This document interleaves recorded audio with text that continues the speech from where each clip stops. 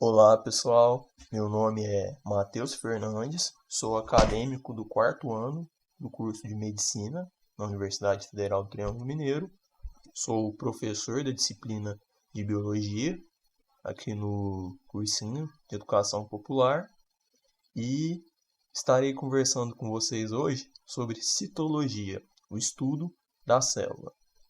Antes de começar a aula, gostaria de compartilhar com vocês que eu fui acadêmico de escola pública durante toda a minha vida.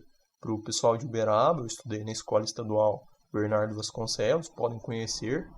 Então eu passei pela essa experiência de preparação para um vestibular concorrido a partir de uma base de ensino médio não tão bacana. Então, desse modo, eu acredito que eu compreenda a experiência de vocês no momento. Estou à disposição para solucionar qualquer dúvida, qualquer ajuda que eu puder dar. Vocês têm acesso ao meu contato nos nossos grupos no aplicativo WhatsApp. E, caso necessitem de ajuda, não hesitem em pedir. Agora, sem mais delongas, dá início à aula.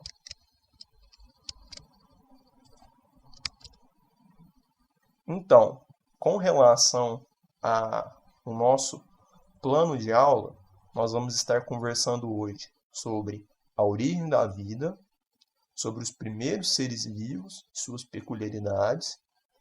Com relação a esses primeiros seres vivos e os atuais também, sobre as estruturas celulares, com relação a membranas, a envoltórios externos e as estruturas citoplasmáticas.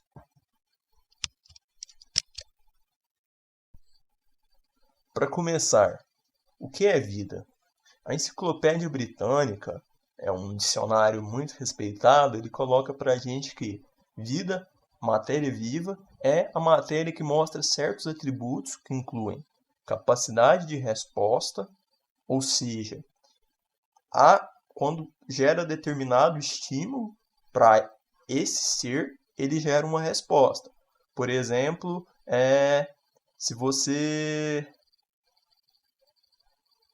se você tacar uma pedra num pombo, não faça isso, não faça crueldade com animais, nem com pombos, mas é só no exemplo. O pombo vai voar, é uma resposta dele à sua agressão. Ressaltando, não faça isso, pelo amor de Deus. Com relação a crescimento, esse ser vivo vai ter a capacidade de aumentar sua massa, a sua estatura ao longo do tempo. Metabolismo,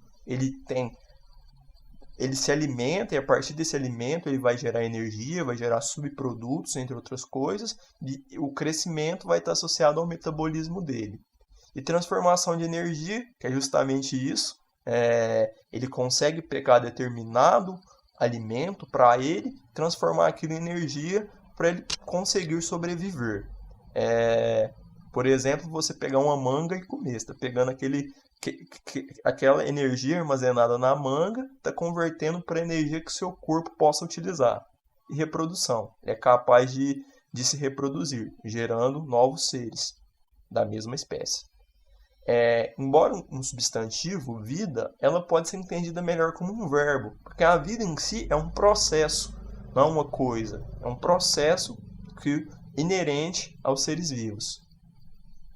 Além disso, uma parte muito importante, especial para a nossa aula de hoje, é que um ser vivo, necessariamente, ele vai ser composto de unidades vivas mínimas, chamadas células, que são capazes de transformar compostos baseados em carbono, carboidratos, entre outros, em energia, crescimento e participação em atos reprodutivos.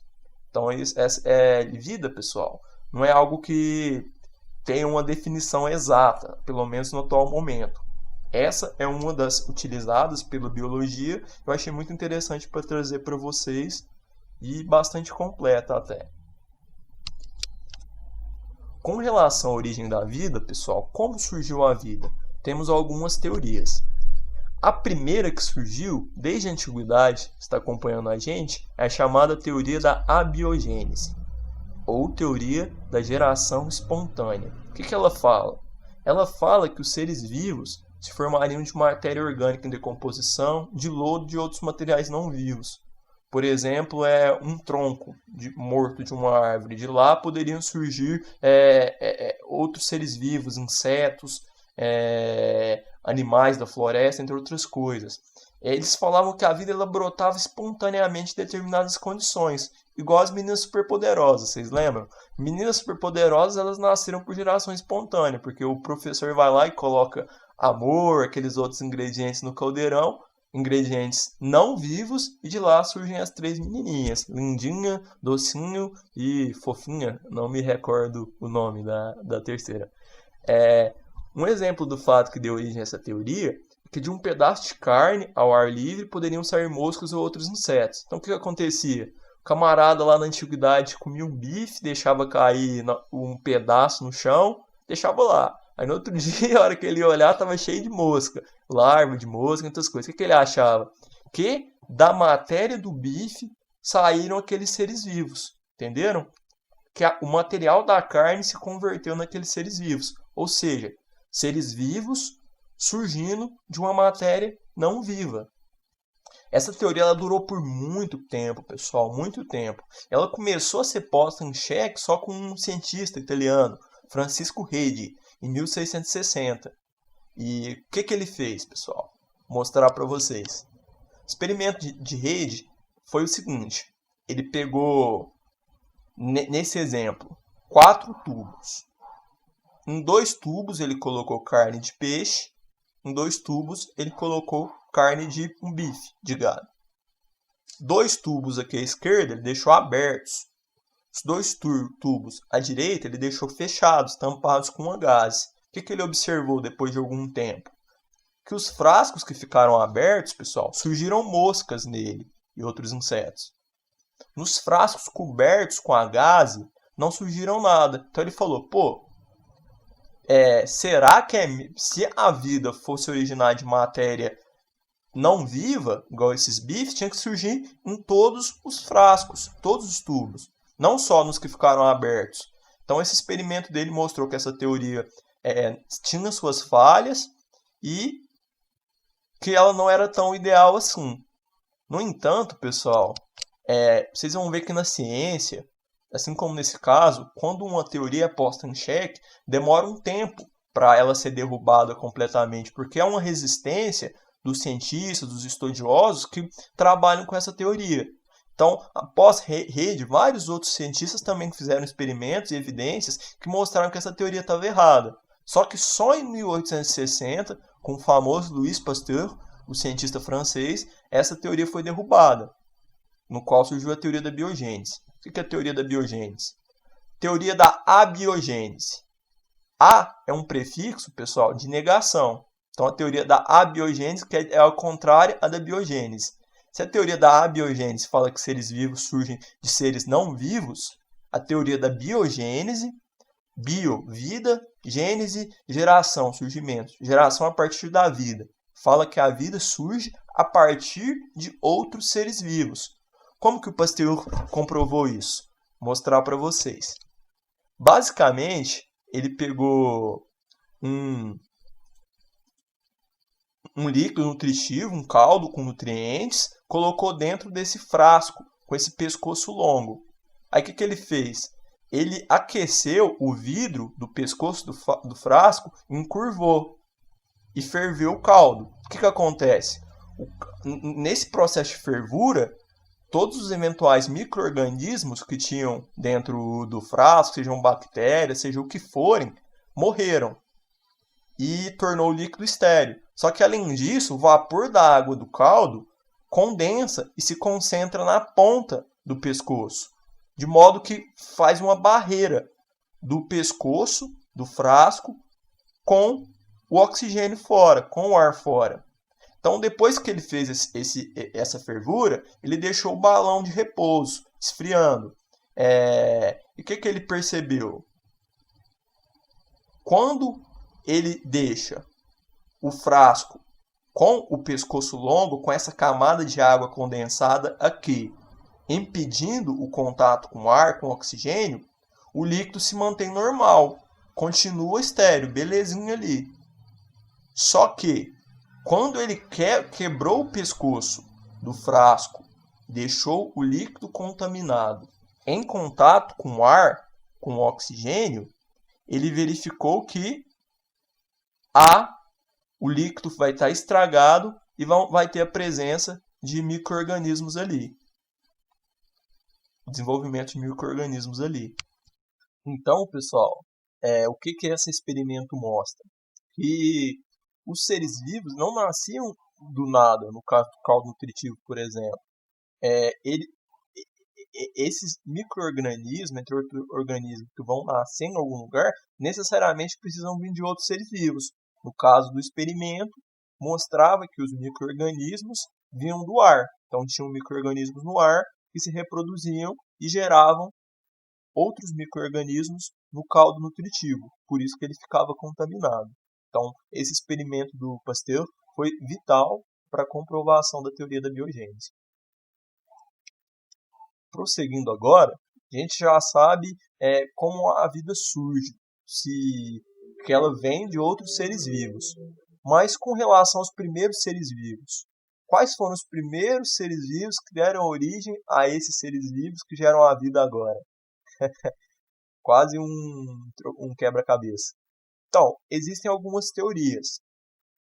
Tem a teoria da origem extraterrestre. O que ela quer dizer? É meio que a teoria do super-homem. Super-homem não veio de Krypton para cá, caindo para cá na navezinha dele? Goku também?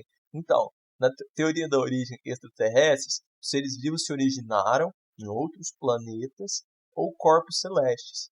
Eles teriam sido trazidos para a Terra como esporos, que são estruturas de resistência de plantas, de algumas bactérias, ou outras formas de vida, de resistência, sobrevivendo a condições muito difíceis. O espaço sideral, por exemplo, é o próprio estado da Terra no momento em que a vida foi ter início aqui, junto a meteoritos. Eles vinham nessas formas de resistência, aderidos a meteoritos que caíram em nosso planeta, trazendo eles.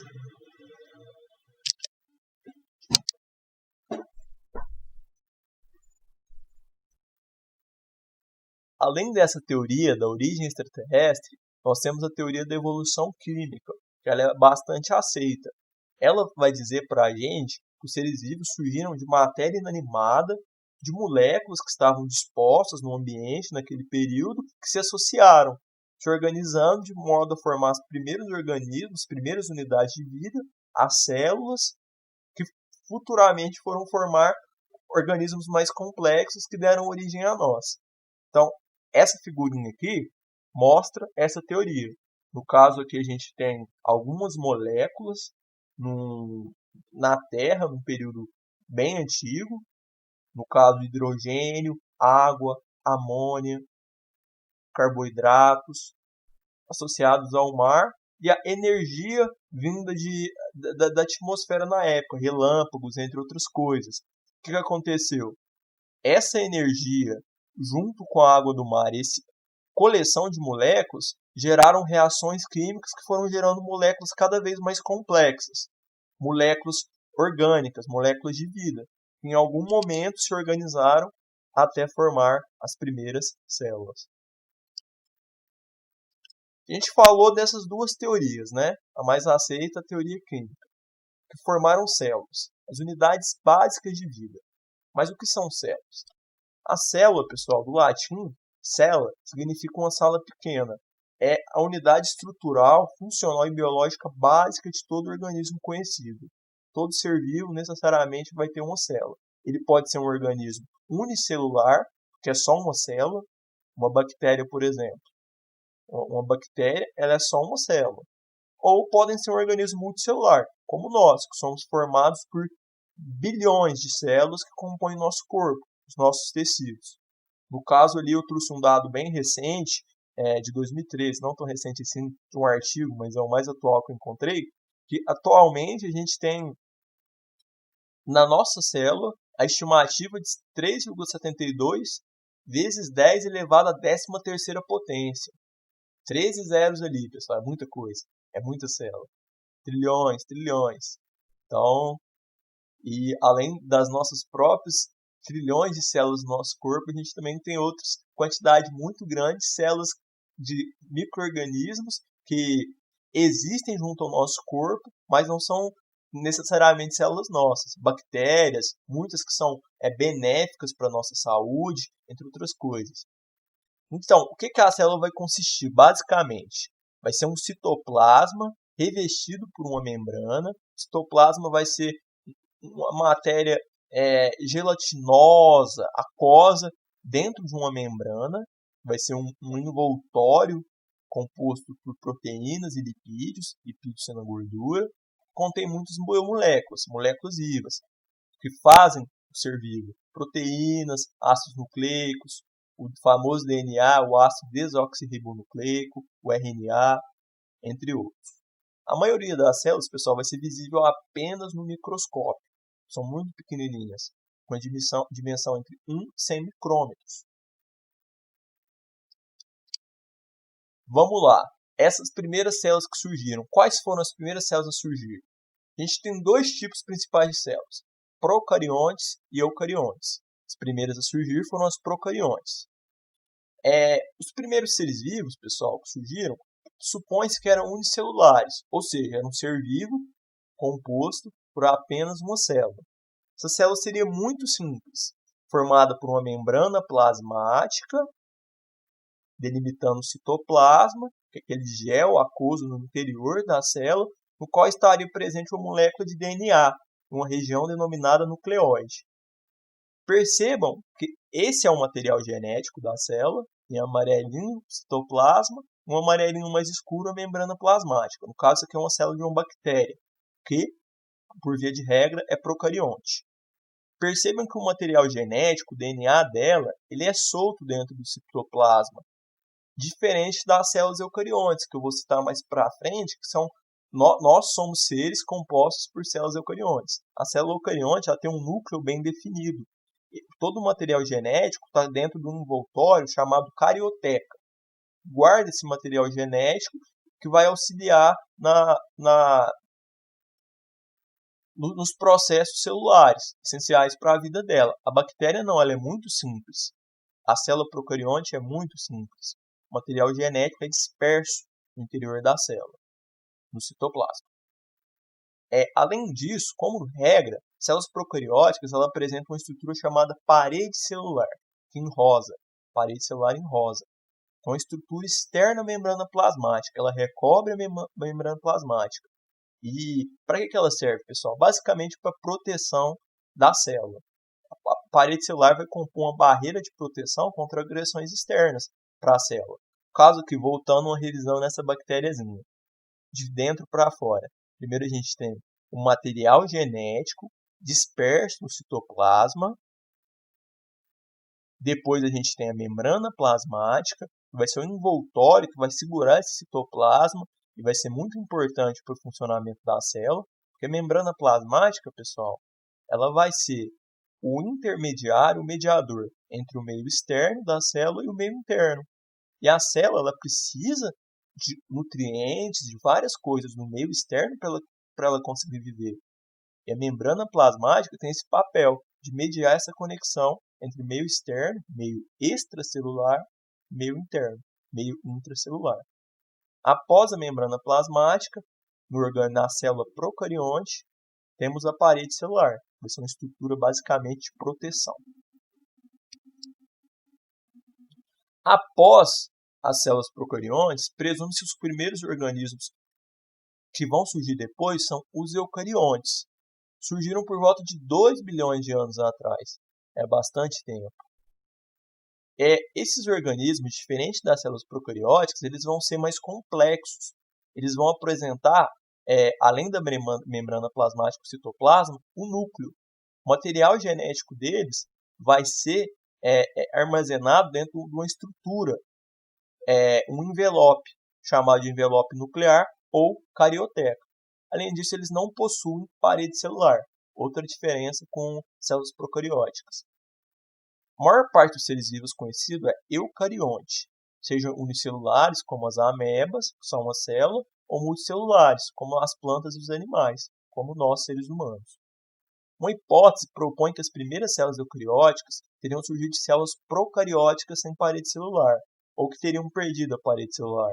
Então a gente ia ter uma célula procariótica inicial, percebam que o material genético é disperso no citoplasma da célula. Ela perdeu ou ficou sem a parede celular e foi formando um envelope nuclear recobrindo o material genético, que é a carioteca.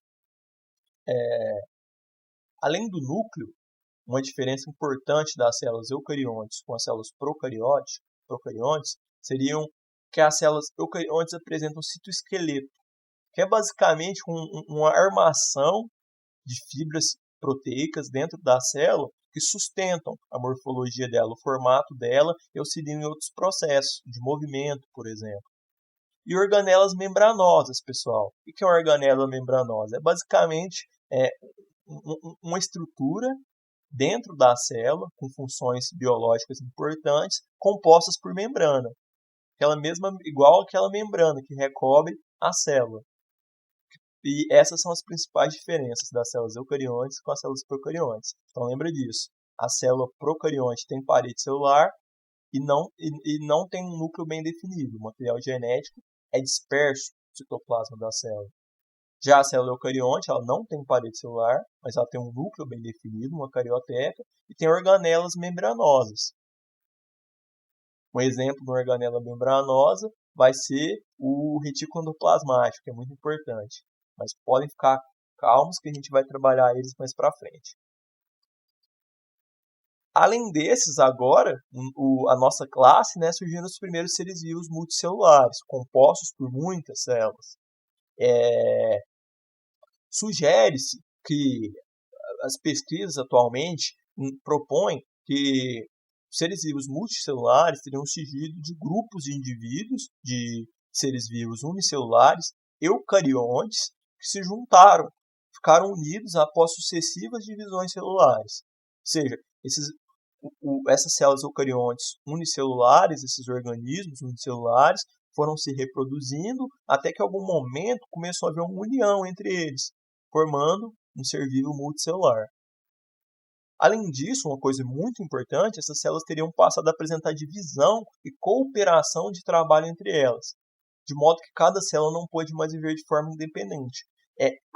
Não vou me aprofundar nisso agora, pessoal, mas essa frase é extremamente interessante, que ela propõe o surgimento de sistemas no ser vivo multicelular. E é justamente o que a gente vê no nosso. Percebam, no nosso corpo, cada grupo de células vai ter uma função importante, especializada para determinada coisa, e que vai necessitar de outros grupos de células especializados em outras determinadas coisas para sobreviver. Por exemplo, as células do nosso coração, nós chamamos de cardiomiócitos, principalmente. Tudo que é cito vai fazer referência à célula. Tudo que é cardio faz referência ao coração. Tudo que é mio faz referência a músculo. Cardiomiócitos. Coração, músculo, célula. Células do músculo do coração. Os cardiomiócitos são especializados em bombear sangue, em fazer o músculo cardíaco para bombear sangue para o resto do nosso corpo. Agora, outra célula, o miócito, célula muscular, que compõe os nossos músculos. Eles não vão ter as peculiaridades das células que atuam no coração, mas o miócito do nosso músculo mesmo vai ter uma especialidade melhor para ativar a musculatura de determinada área. Que ele só vai conseguir fazer isso recebendo sangue com o oxigênio que é bombeado por quem? Pelos cardiomiócitos. E esse músculo do miócito ele vai funcionar como? Só sob a ação de um nervo que vai ser composto por neurônios, que é outro grupo de células especializadas que formam o sistema nervoso. Isso é muito lindo, pessoal, muito lindo. São grupos diferentes de células com funções diferentes que trabalham juntas para gerar a nossa vida. Após essa introdução à vida, vamos trabalhar agora para as estruturas da vida das células. Primeiro, as membranas celulares. As células elas vão se encontrar individualizadas. Podem formar grupos, mas necessariamente a célula é uma estrutura única. Forma grupos, formam órgãos, formam sistemas, etc. As células vão ser separadas no meio por envoltórios. Esses envoltórios têm que ter características que vão, porque ele vai atuar separando o interior da célula, o meio intracelular, do exterior da célula, o meio extracelular. E é necessário que ele atue permitindo a troca de substâncias com o meio. Por quê? A célula não produz oxigênio, a célula não produz nutrientes. Esses nutrientes, esse oxigênio, tem que vir de fora. Então, esse envoltório celular, essa membrana celular, ela tem que permitir que, por exemplo, o oxigênio venha de fora para dentro da célula. E isso é extremamente importante, né? Nesse sentido, a gente vai abordar agora a membrana plasmática, que é o primordial, e outros envoltórios externos a ela, que seriam o glicocálice e a parede celular, sendo a parede celular específica de células procariotas. Primeiro, a membrana plasmática.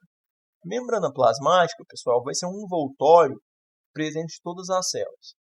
Ela é uma membrana que a gente fala que ela é lipoproteica. Tudo que é lipo faz referência a lipídios, moléculas de gordura, proteica, proteínas. Ela é constituída principalmente de fosfolipídios, vão ser moléculas de lipídio associadas ao íon fósforo, e proteínas. O modelo mais aceito, pessoal, é o do mosaico fluido, que é esse que a gente está vendo aqui. Vamos analisar.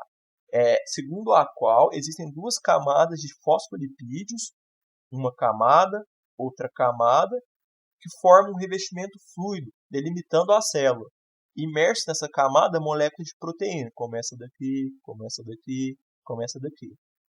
A membrana plasmática ela vai apresentar uma permeabilidade seletiva, ou seja, ela é permeável, deixa entrar o que ela quer, mas não deixa entrar tudo. Então, há uma seleção do que pode ou não passar, muitas vezes por meio dessas proteínas. São proteínas transportadoras ou correadoras, que vão definir o que entra e o que sai da célula. Com relação à estrutura da célula, é interessante notar que a célula está imersa num fluido extracelular, no meio líquido, né? E como que ela faz para se manter essa estrutura? Bem, a parte mais externa, em contato com o fluido extracelular, possui essas cabecinhas aqui, que é a porção fósforo, do fosfolipídio, que vai ser polar, permitindo que haja essa interface entre a célula e o meio externo, o meio líquido. Já para o interior da célula, é a parte lipídica, gordurosa, que não tem uma afinidade com a água da molécula do fosfolipídio, a parte lipídica. Então percebam, contato com a água de fora, porção fosfolipídio. Em contato com a porção da água de dentro, a porção fosfolipídio. Agora, as porções lipídicas de ambas as camadas de moléculas estão em contato uma com a outra. Então percebam isso. Essa estrutura é muito importante para a estabilidade da membrana. Além disso, aqui a gente vê as proteínas, que a gente já citou.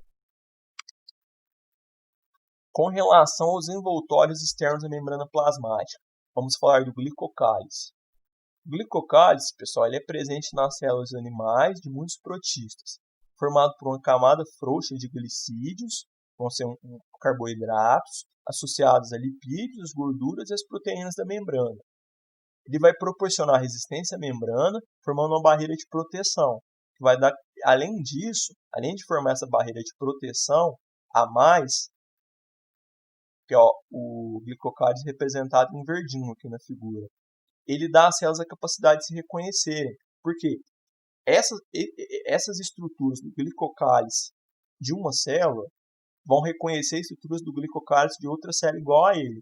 Então, vai servir como meio de reconhecimento.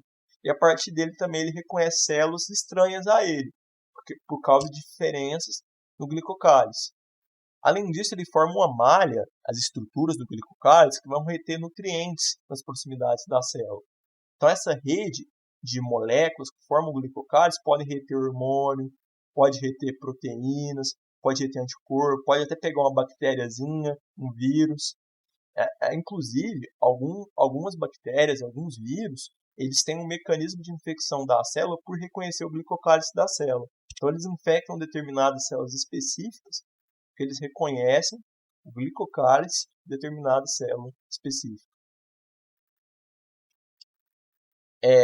Outro envoltório externo à membrana plasmática é a parede celular. A parede celular vai ser uma estrutura mais rígida que o glicocálice, e de modo que as células que têm parede celular elas têm menos possibilidade de modificar sua forma, porque é uma estrutura mais rígida que impossibilitam a fluidez da membrana plasmática. Ela meio que prende, mas tem esse ponto negativo, impossibilita a modificação da forma da célula, mas é uma proteção maior. É uma estrutura permeável, que ela não vai exercer controle sobre as substâncias que penetram na célula ou que saem da célula. Quem vai fazer isso é a membrana plasmática. Ela é presente em células de bactérias, de plantas. No caso de planta, compõe a celulose, algas, seres unicelulares eucariontes e fungos. Não estão presentes em animais. Nós, seres humanos, por exemplo, não temos parede celular. E graças a Deus por isso, porque, por exemplo, muitas bactérias, as bactérias em geral, possuem parede celular.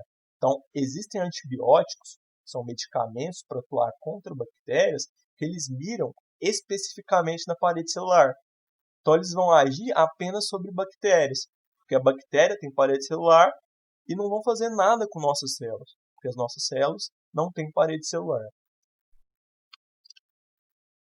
Continuando, pessoal, agora já entrando mais para o interior da célula, depois desses envoltórios externos, que é o glicocálice, a parede celular, depois do envoltório principal, que é a membrana plasmática, nós temos o citoplasma, que é o líquido, que é um líquido meio gelatinoso que tem no interior da célula.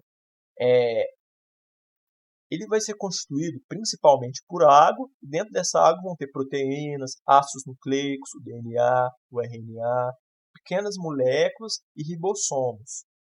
No caso das células eucariontes, vão ter as organelas citoplasmáticas.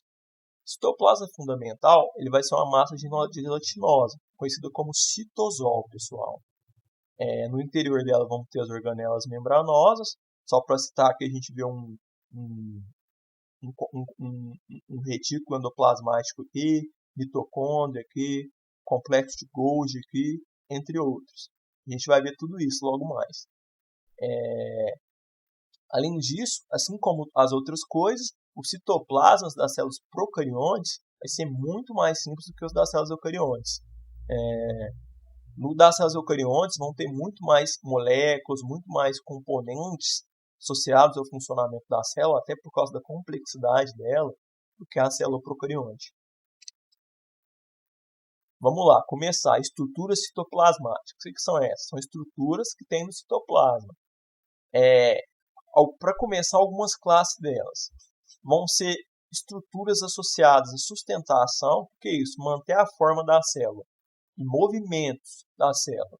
Vão ser o citoesqueleto, centríolos, cílios e flagelos.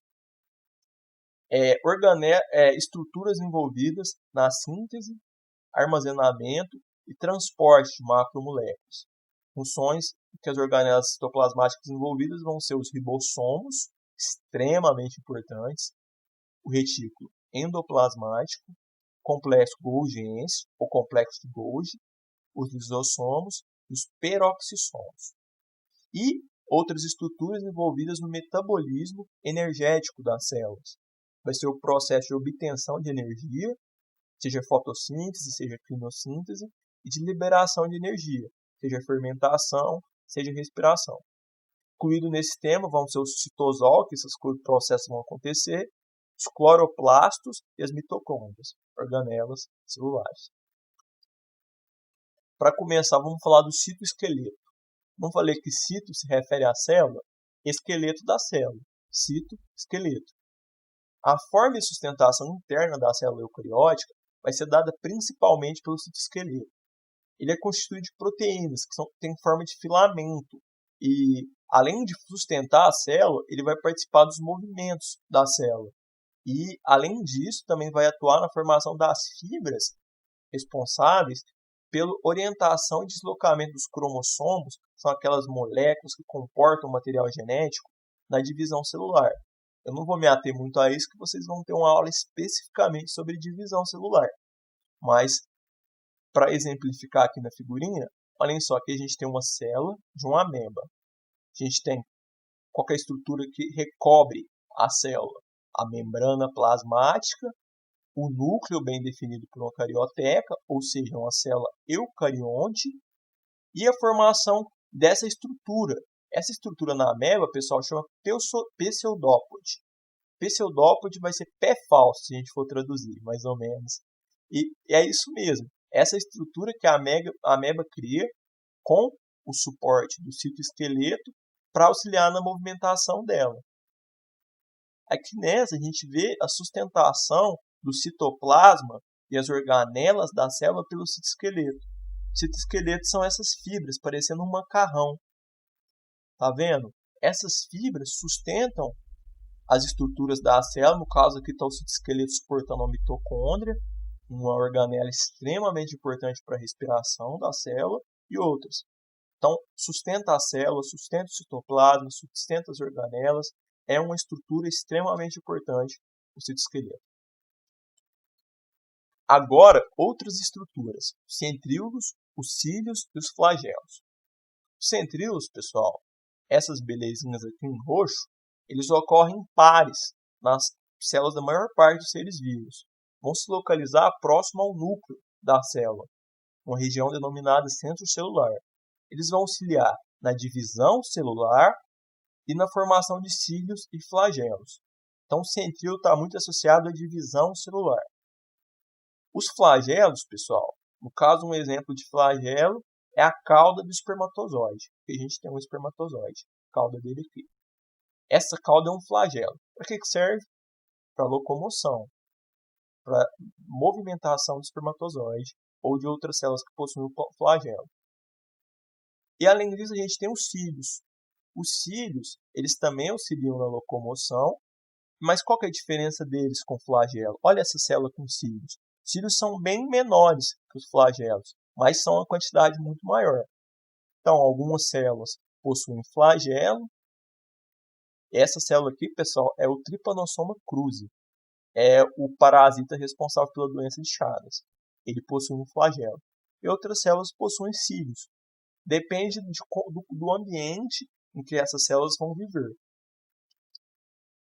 Prosseguindo, falar dos ribossomos. Os ribossomos eles vão atuar principalmente na síntese proteica.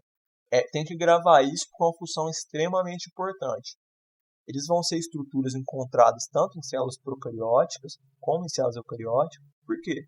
Porque seja eucariótica, seja procariótica, tem que produzir proteína. Sem proteína não vive. Essas estruturas vão ser constituídas basicamente por proteínas e por um tipo de ácido ribonucleico, um tipo de RNA associado a proteínas. Dentro da célula, em alguns momentos, podem ter vários ribossomos associados uns aos outros, formando uma filinha de ribossomos. Qual que é o nome? Poliribossomos. Aqui a gente tem um exemplo, uma célula de um animal, essas bolinhas representando um ribossomo, e aqui o ribossomo.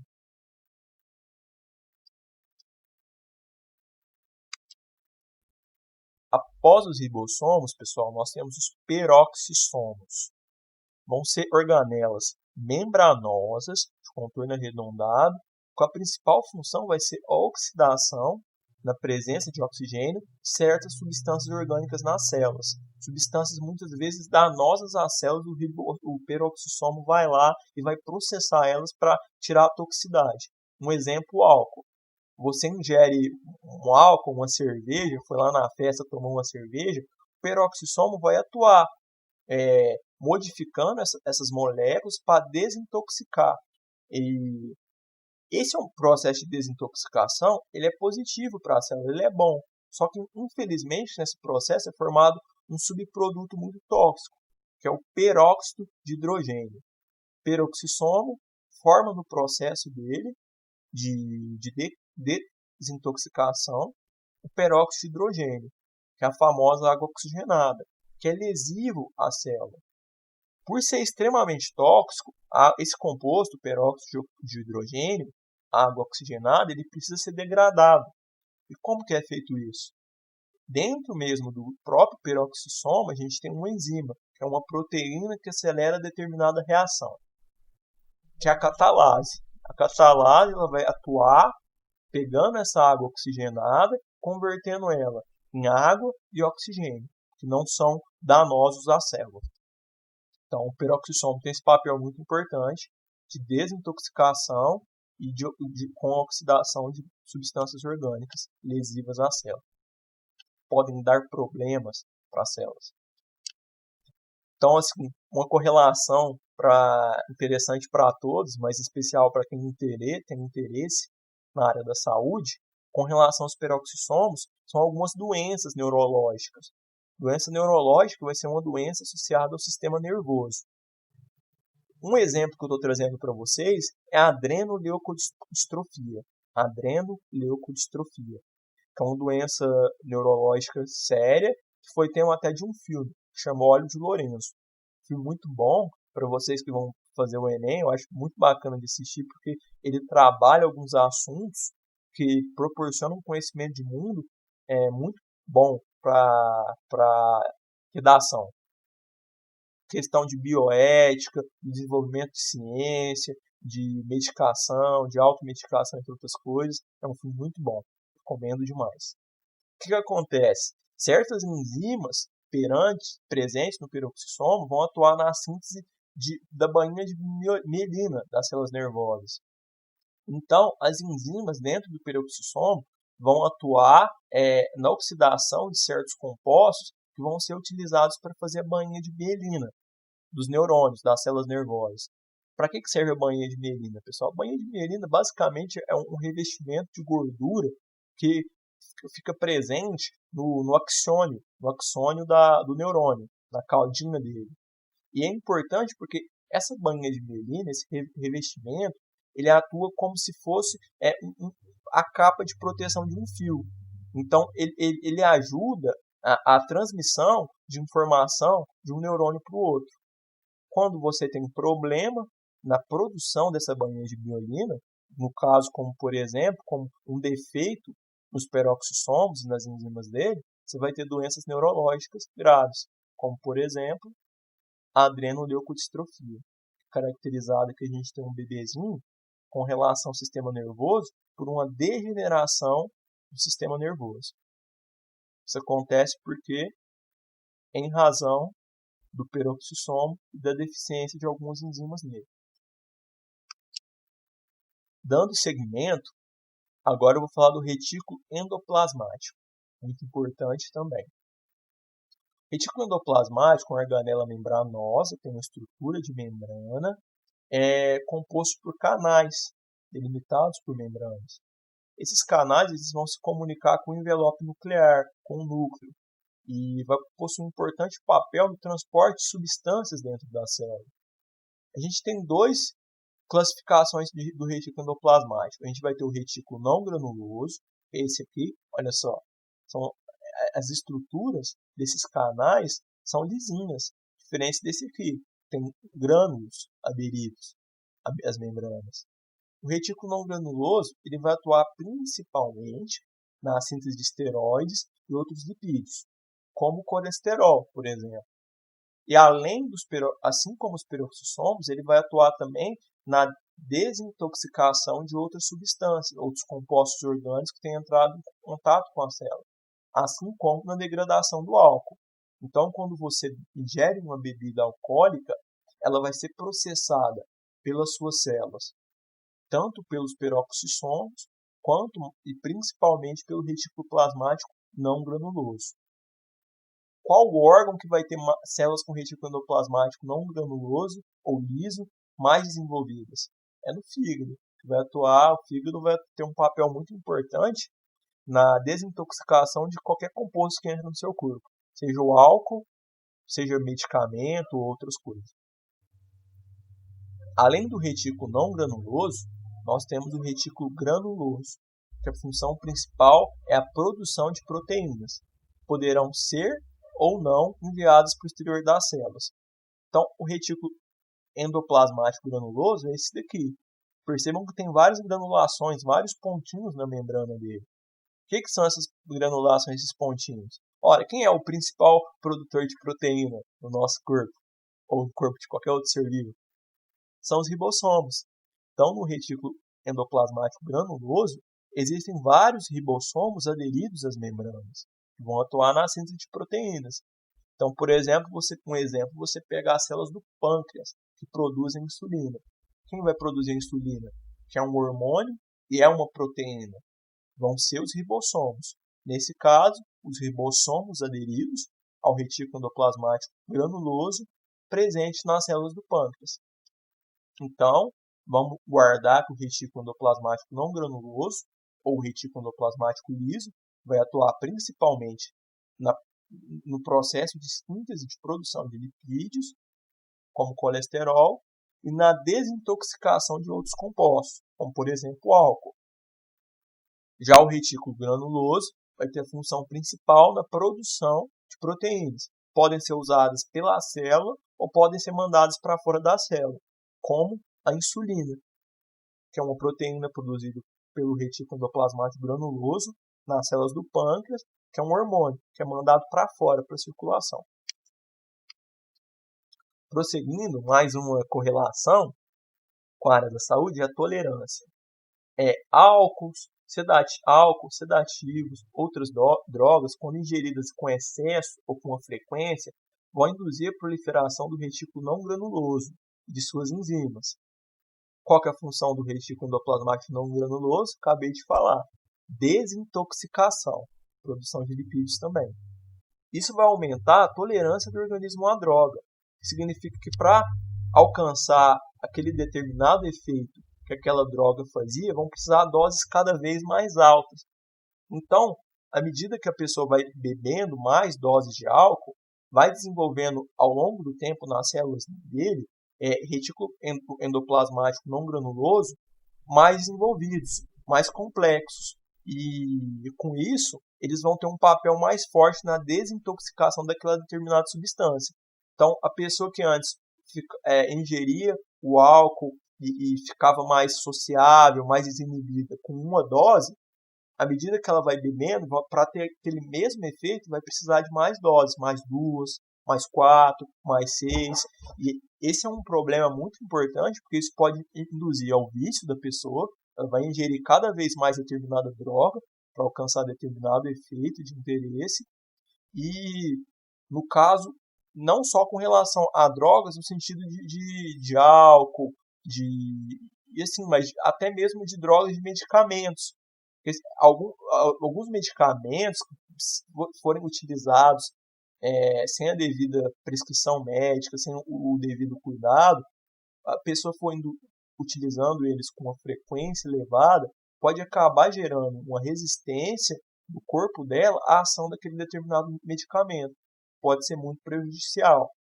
Então, é importante entender essa questão do retículo endoplasmático não granuloso com relação à tolerância, para entender o porquê dos problemas associados à ingestão de bebidas alcoólicas e do uso de medicamentos sem a prescrição médica.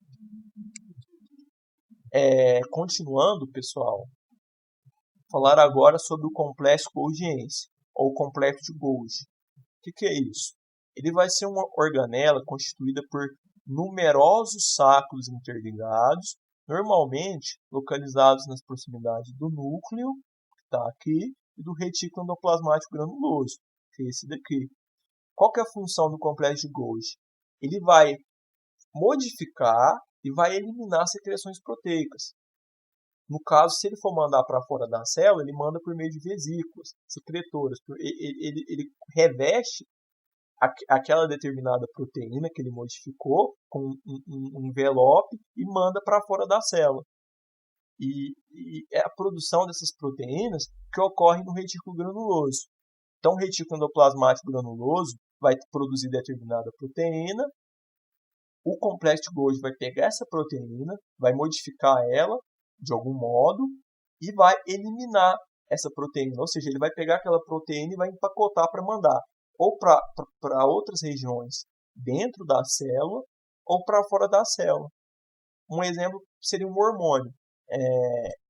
O retículo endoplasmático rugoso vai produzir a proteína do hormônio, vai vir para o complexo de Golgi. O complexo de Golgi vai modificar aquele hormônio, pode adicionar uma molécula de carboidrato, alguma coisa assim, e vai empacotar, vai envelopar essa molécula de proteína e vai mandar para fora da célula, para circulação, para determinado efeito que ele possa causar.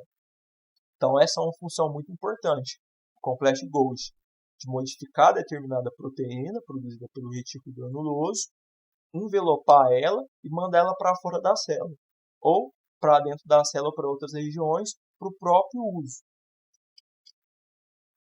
Além do complexo de Golgi, a gente tem agora os lisossomos.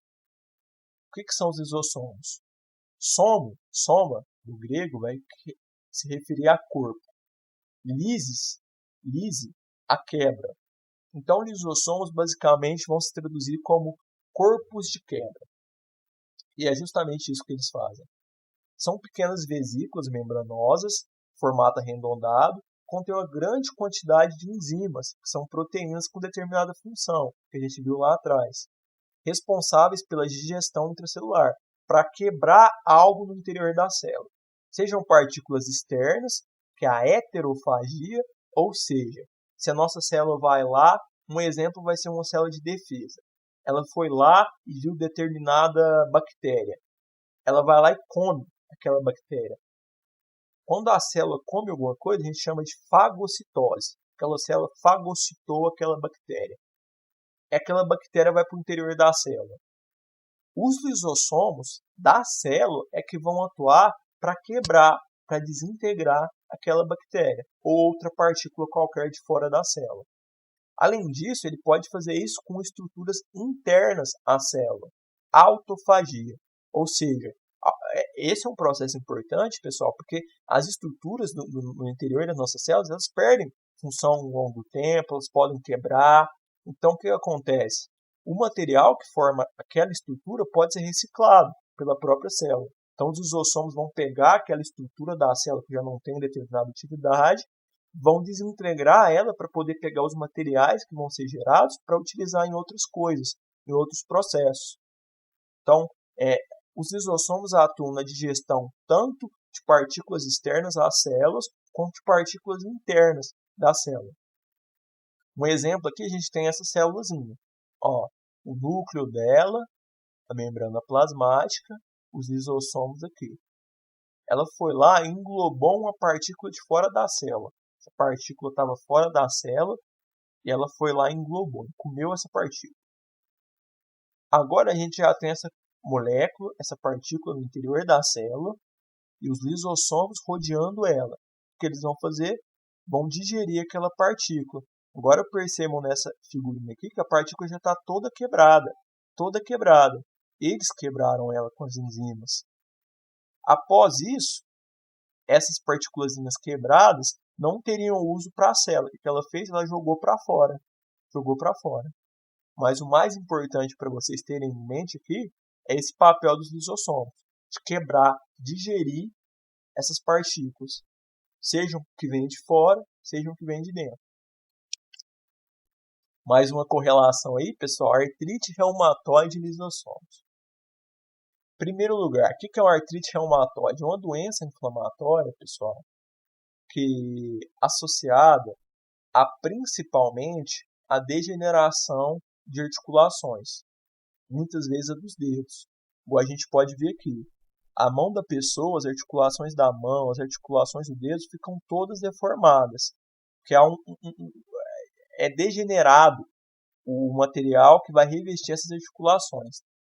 Para quem não conhece o termo, articulação, no nosso organismo, vai ser aquela região de contato entre dois ossos diferentes. Por exemplo, o joelho. O joelho vai ser uma articulação muito importante entre o osso da coxa, o fêmur, e os ossos da perna, a tíbia e a fíbula. Então, a articulação vai ser uma região de contato entre dois ossos. E ela é revestida para não ter um desgaste do osso. No caso da artrite reumatoide, esse espaço da articulação ele é degenerado, destruído. Então, gera essas deformidades. Olha só a mão desse paciente. Tem artrite reumatoide no estágio avançado. Polegar todo deformado, os dedos todo deformado. Olha essa foto aqui de um paciente real. Olha como que estão os dedos da mão dele. Como que estão as juntas, as articulações. Isso ocorre por quê? Porque aquelas enzimas no interior do lisossomo, aquelas enzimas que degradam coisas, de algum modo escapam para fora da célula, escapam para dentro da articulação. Então, as enzimas do lisossomo que estão dentro dele deveriam ficar só lá, de algum modo vão para fora da célula, vão para a articulação e o que elas fazem lá? Degradam. A função das enzimas do lisossomo é degradar. Se está lá fora da célula, vai degradar a articulação. E é isso que gera esses sintomas da artrite reumatoide. Vai ser uma condição extremamente debilitante para a pessoa, dor, incapacidade de fazer trabalhos, é uma condição muito triste.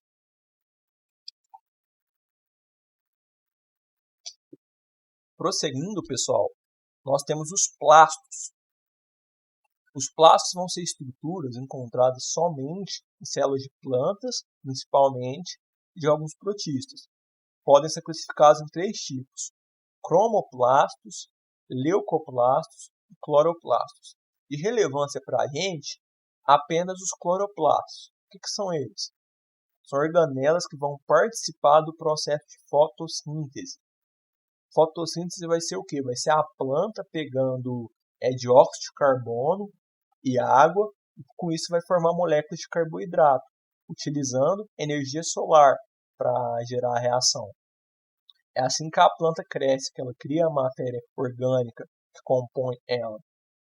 Nesses cloroplastos, que possuem o pigmento clorofila, dessa cor verde, e é a partir desse pigmento clorofila que ela consegue absorver a luz do sol para fazer a fotossíntese, essas moléculas de clorofila vão ser organizadas em vesículas, que são chamadas de tilacoides. São essas moedinhas aqui que a gente vê nessa imagem do cloroplasto. Esses tilacoides, essas moedinhas, vão se organizar em conjuntos, vão captar a energia luminosa do sol para fazer a fotossíntese. Agora, uma organela muito importante mesmo, acredito que seja a última da aula, a mitocôndria. Qual que é a função dela? As mitocôndrias são responsáveis pela respiração celular aeróbica, ou seja, a respiração celular que envolve o uso de oxigênio. Geralmente, as células do corpo dos animais contêm mitocôndrias herdadas apenas da mãe, como ocorre na nossa espécie, a espécie humana. Por quê? No nosso desenvolvimento, tem o óvulo da mãe e o espermatozoide do pai. O óvulo da mãe contém as mitocôndrias dele, o espermatozoide do pai contém as mitocôndrias dele. Só que quando eles se unem, as mitocôndrias do espermatozoide se degeneram. E acaba que, quando forma o zigoto, que é a união entre a célula do pai, o espermatozoide, e a célula da mãe, o óvulo, as mitocôndrias presentes vão ser só as que vêm do óvulo. Então, as mitocôndrias presentes no zigoto e posteriormente no nosso organismo vão ter só mitocôndrias que vieram do óvulo, só mitocôndrias que vieram da mãe. Desse modo, apenas mitocôndrias da mãe vão ter na criança, não as do pai. E isso é importante porque é utilizado para a gente fazer teste de maternidade, para identificar aquela pessoa com base no material genético das mitocôndrias dela. Essa figurinha aqui é bacana, que mostra o ciclo da vida, basicamente, igual no Rei Leão. Cloroplasto vai fazer a fotossíntese, utilizando água e dióxido de carbono, CO2, junto à energia solar, para fazer a fotossíntese gerando glicose, carboidratos e oxigênio. O nosso corpo, a gente vai pegar essa energia presente no carboidrato, fazer a respiração celular mediada por oxigênio, respiração celular aeróbica, com a mitocôndria, para converter em energia, para a gente poder viver. Nesse processo de respiração, a gente gasta o oxigênio e produz água e dióxido de carbono. Água esta e dióxido de carbono esta, que as plantas com os cloroplastos vão pegar para fazer a fotossíntese. Então, essa relação entre essas duas organelas distintas, mas extremamente importantes. Então, pessoal, acabando a aula por agora, que é um exercício de teste para a gente resolver agora, mas Eu vou mandar também para vocês uma lista de exercícios para vocês responderem, para a gente discutir depois, mas já vamos resolver este para testar nosso conhecimento construído até agora. A questão do Enem. Uma indústria está escolhendo uma linhagem de microalgas que otimiza a secreção de polímeros comestíveis, os quais são obtidos no meio de cultura de crescimento. Grava essa palavra, secreção de polímeros comestíveis. Não é para produzir mais, não é para guardar mais, é para secretar. Na figura, podem ser observadas as proporções de algumas organelas presentes no citoplasma de cada linhagem. Então aqui a gente tem as linhagens das algas. A linhagem 1, a linhagem 2, a linhagem 3, a linhagem 4 e a linhagem 5. Aqui é a quantidade de organelas. A gente tem aqui definindo as organelas, seja núcleo, seja retículo endoplasmático, seja complexo golgiense, seja mitocôndrias. Núcleo em amarelo, retículo endoplasmático em verde claro, complexo golgiense em verde escuro, mitocôndrias em azul. No lado aqui do gráfico, a altura corresponde à quantidade de organelas, por porcentagem. Então, por exemplo, na linhagem 1, a maior parte da barra é composta pela cor verde escuro, que se refere ao complexo de Golgi. Então, na linhagem 1 vai ter maior concentração de complexo de Golgi. E por aí vai sucessivamente. Que tem as devidas concentrações das linhagens. Vamos analisar as maiores. No caso, a linhagem 1 tem 50% dela, da quantidade de organela, de complexo de Golgi. É a que tem o complexo de Golgi mais desenvolvido. Linhagem 2 tem 40% de complexo de Golgi, 35% de retículo endoplasmático. Então, ela tem um complexo de Golgi, retículo endoplasmático desenvolvidos, mas nem tanto quanto a linhagem 1 com relação ao complexo de Golgi. Linhagem 3 vai ter mitocôndrias e complexo de Golgi mais desenvolvidos. Linhagem 4 vai ter um retículo endoplasmático mais desenvolvido. Linhagem 5 vai ter retículo endoplasmático e mitocôndrias bem desenvolvidas. No caso, pergunto para vocês, qual é a melhor linhagem para se conseguir o maior rendimento de polímeros secretados no meio de cultura? Para a gente resolver isso, a gente tem que entender a função das organelas. Já vou dizer a resposta para vocês e explicar o porquê. A linhagem 1, porque ela possui a maior concentração de complexo de Golgi, que é responsável pela secreção. Lembram que eu tinha explicado? Ela pega determinada substância, modifica e secreta. Ela pega determinada coisa, determinada proteína produzida pelo retículo endoplasmático granuloso, por exemplo, modifica, empacota e manda para fora da célula. Que no caso seria com relação ao polímero. Se ela ia produzir o polímero e eles querem a linhagem que apresente a maior possibilidade de secreção, secretar esse polímero para fora para poder usar no meio de cultura. Qual que vai fazer isso? A que tiver mais complexo de Golgi. Qual que tem mais complexo de Golgi? A linhagem 1. O núcleo vai ajudar para secretar? Não vai. O núcleo vai atuar coordenando as funções da célula, principalmente com relação à síntese de proteínas, mas ele não vai atuar diretamente na secreção. Retículo endoplasmático vai? Não vai. Retículo endoplasmático granuloso atua na síntese da proteína, o não granuloso vai desintoxicar e produzir gordura. Não é relativo à secreção nesse caso. Mitocôndrias vão ajudar? A mitocôndria vai ser da respiração da célula, mas não vai estar diretamente envolvida na secreção. Então a resposta tem que ser que tiver o maior complexo Golgi desenvolvido. No caso é a linhagem 1. Com isso eu concluo a aula, pessoal. A maior parte dessa aula foi baseada no livro Biologia, da autora Sônia Lopes. É excelente, recomendo para quem quiser estudar. Agradeço muito pela atenção até aqui. Ressalto qualquer dúvida, podem entrar em contato, mas acredito que a gente vai ter uma monitoria sobre esse tema também. E bom descanso para vocês.